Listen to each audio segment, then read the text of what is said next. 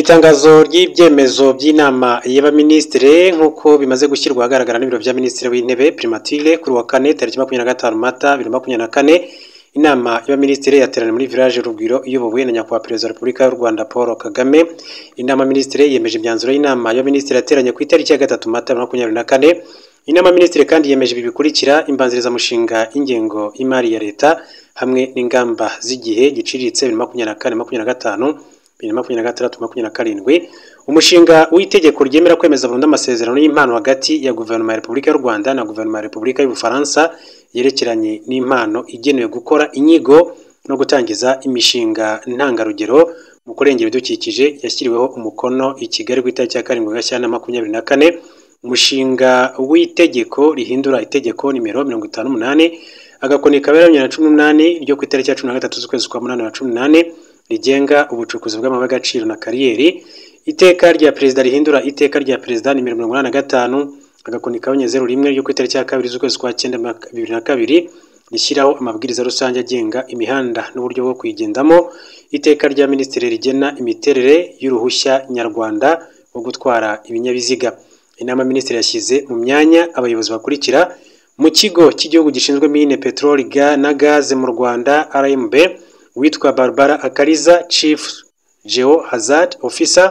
Hanyuma Minisiteri y'ubutegetsi bw'igihugu Minaroke Vedaste Nshimiyimana yagizwe umunyamabanga nshingwabikorwa w'intara y'Amajyepfo Executive Secretary of the Southern Province. Hanyuma Pascal Ngendahimana umunyamabanga nshingwabikorwa w'intara y'Amajyaruguru Executive Secretary of Northern Province.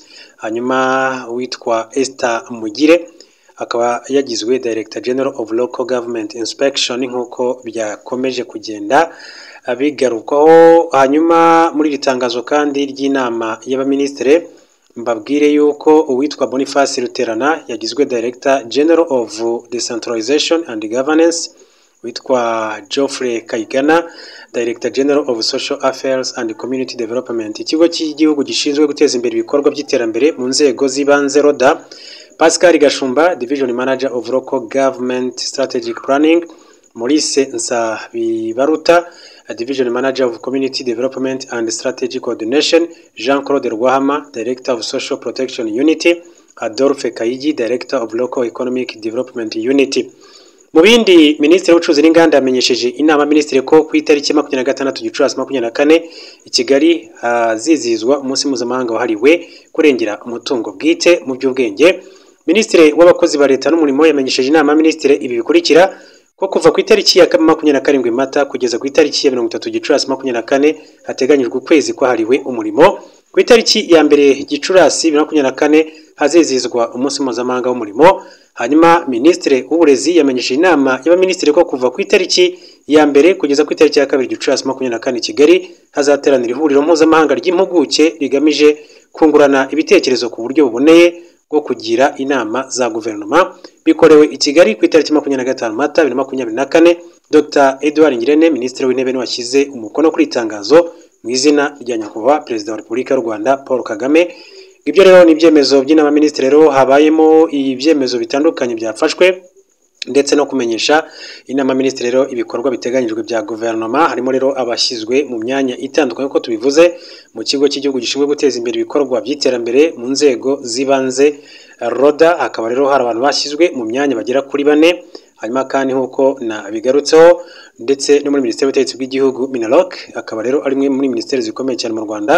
Akaba rero hashyizweho abanyamabanga nshingwabikorwa uw'intara y'Amajyepfo ndetse n'uw'intara y'Amajyaruguru. Hanyuma hashyirwaho na Director General of Local Government Inspection. Ikindi ni uko mu kigo cy'igihugu gishinzwe mine petrol gaze mu Rwanda RMB witwa Barbara Akariza yabaye Chief Geo Hazard Officer muri iki kigo. Nguko rero uko byifashe, turebe n'andi makuru atandukanye akomeje kugenda avugwa.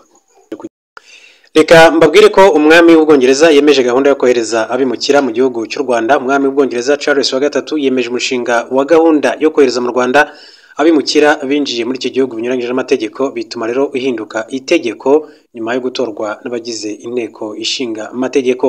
Aya makuru yemejwe na perezida w'icyiciro cya nyuma cy'inteko ishinga amategeko y'Ubwongereza John Francis McFall. Sky News yatangaje igira iti umushinga wa guverinoma ku Rwanda wamaze kwemezwa n'umwami ati n'ubwami ubu ni itegeko. Perezida w'icyiciro cya nyuma cy'inteko yabyemeje. Abagize inteko y'Ubwongereza tariki 22 Mata bari batoye bidasubirwaho uyu mushinga nyuma y'iminsi nyinshi batawumvikanaho, bitera impungenge bamwe muri bo bari bafite ku mutekano w'abimukira mu gihe baba bageze mu Rwanda. Icyari gitegerejwe kugira ngo rero utangire gushyirwa mu bikorwa nuko wagombaga kwemezwa n'umwami. Itegeko riteganya ko rero ihinduka itegeko iyo yamaze kuwemeza. Minisitiri w'intebe w'Ubwongereza Rishi Sunak aherutse gutangaza ko imyiteguro yo kohereza abimukira igeze kure, asobanura ko indege zo kubatwara zamaze kuboneka kandi ko itsinda ry'abantu 500 bahuguriwe kubaherekeza naryo ryiteguye. Guverinoma y'Ubwongereza tariki 22 Mata kandi yasobanuye ko yateganyije ko icyiciro cya mbere cy'abimukira kizoherezwa mu Rwanda hagati y'ibyumweru bigera kuri 10 na 12 biri imbere. Amasezerano yo kohereza abimukira yashyizweho umukono na guverinoma zombi bwa mbere muri Mata 22, avugururwa mu Ukuboza 23 ubwo yongerwagamo ingingo zimara impungenge abavuga ko u Rwanda rudatekanye. Urukiko rw'Uburayi rushinzwe kurinda uburenganzira bw'ikiremwamuntu rwigeze kwitambika ishyirwa mu bikorwa ry'iyi gahunda, ariko abagize inteko y'Ubwongereza bahaye guverinoma ububasha bwo kutongera kubahiriza ibyemezo by'inkiko zo hanze y'iki gihugu cy'Ubwongereza. Nari makuru, u Rwanda rwahawe kwakira inama rusange y'umuryango uhuza amagereza ndetse n'amagororero. Urwego rw'u Rwanda rushinzwe igorora RCS Rwanda Correctional Services rwatangaje ko ruteganya kwakira inama rusange y'umuryango uhuza amagereza n'amagororero ku isi iteganyijwe mu mwaka utaha, ubwo yari yitabiriye inama yiga ku ikoranabuhanga ndetse no guhanga udushya mu kugorora iri kubera muri Turukiya mu mujyi wa Istanbul guhera tariki ya 22 kugeza tariki 26 Mata 2024.